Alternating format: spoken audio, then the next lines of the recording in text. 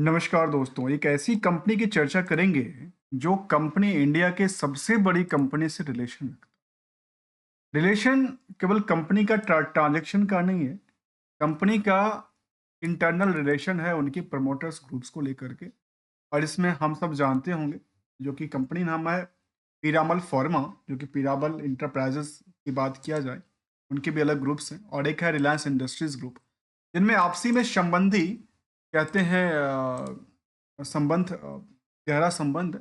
चलिए वो तो मैरिज वगैरह सब होती रहती है उनके। उसके अलावा मार्केट बात बात किया जाए और मार्केट में जिन कंपनी का मार्केट कैप उसके कंपैरिजन काफ़ी छोटा था। लेकिन आज के टाइम की यदि बात करें तो पिछले 1 साल में इस कंपनी की शेयर में 174% की उछाल आती है। और ये उछाल कभी पुरानी की बात नहीं कर रहा हूँ, किसी भी टाइम जोन से आप देखेंगे, किसी भी टाइम फ्रेम से देखें तो शायद लगातार बढ़ोतरी ही देखने को मिला है। चाहे 1 साल के डेटा की बात करें या पिछले 5 साल के डेटा में। एक बार तो लंबी गिरावट चल रही थी, लेकिन गिरावट के बाद ब्रेकआउट करके आगे जब निकली तो लगातार ऊंचाइयों पे पहुंचती हुई नजर आई। कंपनी में देखा जाए जिसका नाम है पीरामल फर्मा, वो कहती है कि इनका जो बाकी रिजल्ट को लेकर के बाकी सारे एक्सपेक्टेशनों को काफी बेटर रिजल्ट आई थी, उनकी भी चर्चा करेंगे। सबसे पहली एक नज़र कंपनी की फंडामेंटल स्ट्रेटजी की तरफ, और वो क्या कहती है इनकी वेबसाइट से हम जानते हैं। जो पिरामल फॉर जो इंटरप्राइजेस और इसकी ग्रुप्स की कंपनियां हैं, उनमें 3-4 ग्रुप के इन्होंने नाम रखा, जिसमें कि जो कि पिरामल इंटरप्राइजेस है का कामकाज एक तरह से अलग अलग अलग एक्टिविटीज़ में करती हुई नजर आती है। अल्टरनेटिव फंड को भी लेकर देखा गया। इसका काम था जो कि फाइनेंशियल सर्विस प्रोवाइड करती थी, जिसमें अलग-अलग इसके अलावा पीरामल फर्मा है, जिनका कामकाज फर्मा सॉल्यूशन से लेकर के criticals care and the consumer product तक के कामकाज है। पीरामल रियल्टी है, जिसका काम का रियल्टी में हमारा चाहे वो पीरामल महालक्ष्मी की बात करें या फिर आयाम नया की बात किया जाए, फिर इस तरह के रियल्टी का कामकाज और एक इनका फाउंडेशन का भी कामकाज है, जहाँ पे सीएसआर से फंड लेकर के फिर आम आदमियों तक के लिए कुछ सुविधा मुहैया करा। जिस कंपनी का बुक वैल्यू केबल और केबल 60 रुपए के आसपास, इंट्रेंसिक वैल्यू बिल्कुल ही नहीं है, अर्थात लगता है कि एसेट्स है ही नहीं। लेकिन जब एसेट्स भी नहीं है तो लेकिन मार्केट में पता है स्टॉक में डिमांड कितनी है। इस कंपनी को खरीदने के पीछे जो अर्निंग पर शेयर कहता है, 10 रुपए के फेस वैल्यू पे अर्निंग करता है, कितना पता है? केबल और केबल 3% की आसपास आंकड़ा कहती है, जिसके प्रति मार्केट में 683x की भीड़ कहती है, जिसकी वजह से मार्केट में करीब 300 के आसपास की और लगातार ऊंचाइयों पे बढ़ने वाली प्राइस क्या आने वाले समय में ये 500 से लेकर के 600 की आंकड़ा को टच कर पाएगी, या यहाँ से जगह बना करके स्ट्रॉन्ग बुलिश हो सकती है। जहाँ आरओसी की बात करें तो बिल्कुल नहीं कहती है, आरओसी की बात करें तो नियरली 5% के आसपास की आंकड़ा देती है। और प्रमोटर की होल्डिंग भी बहुत ज़्यादा नहीं है, केवल 35% की होल्डिंग होल्ड करती है। डेट्स टू इक्विटी 0.61 का पार्ट्स कहती है, करंट रेशियो का माप थोड़ा सा उससे डबल से थोड़ा सा कम कहता है 1.03 का। जबकि number of share mark company में 133 करोड़ की आंकड़ा दिलाती है और मार्केट कैप 40 करोड़ तक की आसपास खड़ी होती है। कंपनी के बारे में एक नज़र डालें तो पिरामल ग्रुप्स की कंपनी है, जो company the corporation the through the 3 major segment में कंपनी का कामकाज है। कॉन्ट्रैक्ट डेवलपमेंट्स, इसके अलावा मैन्युफैक्चरिंग एंड द ऑर्गेनाइजेशंस को लेकर के। और इसमें देखा जाए तो कहती है जो कॉम्प्लेक्स हॉस्पिटल जेनेरिक जो क्रिटिकल केयर को लेकर देखा जिसमें इनका कारोबार रहा। इसके अलावा कंज्यूमर हेल्थ केयर में इनका कारोबार रहा, जो कंपनी करीब करीब बैक 1988 से बैक हो रही क्वेश्चन ऑफ द जो कि निकोलस लेबोरेटरीज था, वहाँ से इनको एक्वायर किया गया था कंपनी को लेकर के, और बाद में मर्ज करके इनका कामकाज स्टार्ट हुआ था।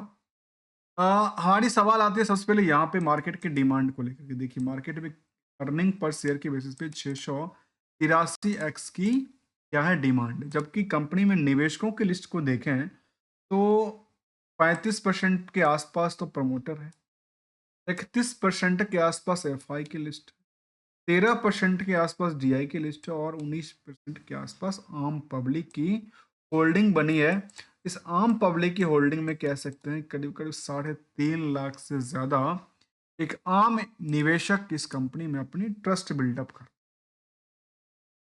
जबकि रिजल्ट की पार्ट को भी हम आंकड़ा देखेंगे, रिजल्ट की पार्ट क्या कहती है। तो रिजल्ट के पार्ट में हमारे सामने देखिए जो क्वार्टरली जो रिजल्ट आया उसका चार्ट ग्राफ ये कहता है, जो एक बार चलती है तो कई बार थोड़ा सा डाउन साइड भी देखने को मिला है।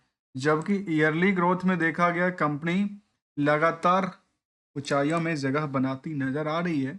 इसी के अकॉर्डिंगली यदि आप नंबर की बात करें तो कंपनी केवल 2200 करोड़ की टर्नओवर पे जगह बनाई है। ऑपरेटिंग प्रॉफिट मार्जिन करीब 15% के आसपास बनती है और नेट प्रॉफिट में देखा गया कि कंपनी एक बार लॉस भी बुक किया था, 2 बार लॉस भी बुक किया था, कई बार लॉस बुक करती है, लेकिन कई बार ये पिछले क्वार्टर से बेटर परफॉर्मेंस करती है। क्यों करती है? क्योंकि इनका इंटरेस्ट की जो पार्ट है ना काफ़ी ज़्यादा है। क्या है? इनकी लोन लायबिलिटीज काफ़ी ज़्यादा है जिसको लेकर के इंटरेस्ट को इनको इंटरेस्ट पे आउट करनी होती है। लास्ट 12 महीने के डेटा देखें तो करीब करीब 9,000 करोड़ के आसपास पहुंचने के कगार पे है और 15% की ऑपरेटिंग प्रॉफिट मार्जिन के अलावा 45 करोड़ के आसपास टोटल बनाती है नेट प्रॉफिट। अर्थात सोचने वाली बात है, जो कंपनी 9,000 करोड़ की क्या करती है, सेल करती है, उसको प्रॉफिट हाथ में कितना मिलता है? केवल 45 करोड़। लेकिन इसमें डिमेरिट की बात पता है क्या करती है, यानी कि जो कर्ज वाली सिचुएशन है ना वो लगातार बढ़ती जाती है, लगातार बढ़ती जाती है। ये इनको डिमेरिट क्या करता है, डैमेज कर रहा है। किसको लेकर के? प्रॉफिटेबिलिटी को जनरेट करने को लेकर। रिस्क फैक्टर की बात करें तो 4 महीने के अंदर की रिस्क फैक्टर की बात करती है। इसके अलावा यदि बैलेंस शीट की फिगरों को देखें तो रिस्क टू रिकंसिलेशन में देखा जाए तो इन कंपनी ने नियर अबाउट द लायबिलिटी उतना ही रखा जो कि पहले बोरोइंग्स था। अ, जो फिक्स एसेट्स था लगातार बढ़ाई नजर आई, इन्वेस्टमेंट भी बहुत ज़्यादा नहीं, पिछले पीरियड से थोड़ा सा डाउन साइड ही देखने को मिला है।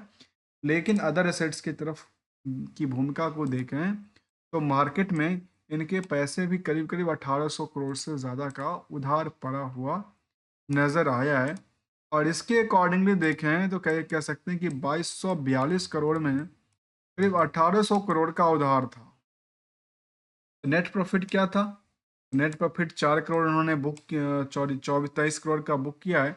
इसके अकॉर्डिंग देख लीजिए कितना कहता है, क्योंकि इसमें इनका रेशियोज का पार्ट्स काफ़ी ज़्यादा कहा है, खास करके चाहे वो डेटर्स रेशियो को लेकर के देखा जाए या फिर नेट प्रॉफिट रेशियोज को। ईयरली ग्रोथ की तरफ देखें तो कंपनी सेल्स को लगातार बढ़ोतरी किया है, प्रॉफिट भी बढ़ाती नजर आती है और स्टॉक प्राइस CGR में भी तगड़ा रफ्तार की बात करती है। और इसी के अकॉर्डिंगली मार्केट में एक नई ऊंचाई पे पहुंचने में इसको मदद मिल रही है। किसको लेकर के? इनकी पोजीशन को लेकर के। अच्छी बात कंपनी में ये है, जो 5% की एसेट्स क्रिएट करते हुए भी उन्होंने 4% से ज़्यादा की अपनी लायबिलिटी को कम कर लिया। ये इनके लिए अच्छी बात है। यदि पीयर्स को कंपेयर करें, फार्मास्यूटिकल इंडस्ट्री में सन फार्मा और सिप्ला जैसे कंपनी भी शामिल है। और इन सभी कंपनियों के लिस्ट में यदि आप केवल और केवल सेंटिमेंट को देखें तो सबसे ज़्यादा भीड़ कहाँ खड़ी है? 686x का भीड़ कहता है पीरामल फार्मा को लेकर। क्यों करता है? क्योंकि लोगों के अंदर इन्वेस्टमेंट का जो पर्पस है उसमें ये भी दिखता है कि इनका रिलेशन यहाँ से है, तो रिलेशंस के बेसिस पे आने वाले समय में शायद बेटर परफॉर्मेंस कंपनी कर जाए, कोई बड़ी पार्टनरशिप हो जाए, जो बड़ी रिलेशनशिप उसमें पार्टनरशिप में कन्वर्ट हो जाए और अच्छी खासी ग्रो लेवल पे बने। और इनका ये डेटा के सामने हमने रखा। इसके अलावा की बात किया जाए तो कंपनी में रिसेंटली कोई लिस्ट नहीं था, लेकिन PPT कंपनी का शामिल हुआ था। ये PPT में कंपनी ने क्या अपनी डिक्लेरेशन दिया था उस पर यदि नज़र डालें तो समझ में आ पा रही है कि Q2 और H1 का डेटा है, उसमें YoY की ग्रोथ चाहे H1 की ग्रोथ लगातार अच्छी पोजीशंस में बनी है। और इसके अलावा भी कुछ इम्पैक्ट हाइलाइट की तरफ देखें तो हाइलाइट के बारे में कहती है कि इनकी जो बाकी हाइलाइट में खास करके कंसोलिडेटेड पीएल की डेटा की बात करें तो 17% वाई वाई ग्रोथ से लेकर के क्यू और क्यू भी करीब 15% की ग्रोथ की दिखाती है। ऐसे हाफ ईयरली डेटा भी करीब 15% के डेटा की बात करती है जहाँ पे लगातार ग्रो टू ग्रो की फील्ड में देखने को मिला है। प्रॉफिट आफ्टर टैक्स की बात करें किया जाए वहाँ भी 350% के आसपास उछाल के साथ साथ कुछ जगह पे गिरावट दर्ज करती है, लेकिन बाकी ज़्यादातर सिचुएशन में उनकी अच्छी टेक्स्ट की बात करते हैं।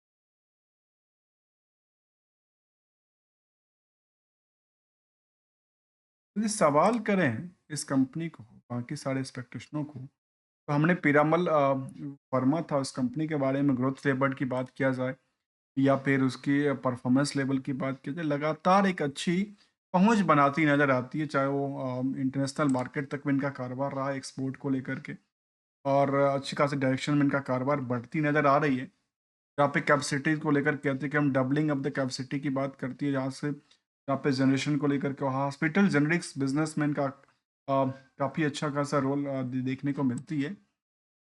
इसके अलावा यदि एनालिसिस पार्ट को देखें तो कुछ इम्पैक्ट कहती है, लेकिन उसको नज़रअंदाज करते हुए यदि देखा जाए चार्ट एनालिसिस को तो लगातार एक अच्छी पोजीशन पे बनती हुई नज़र आती है।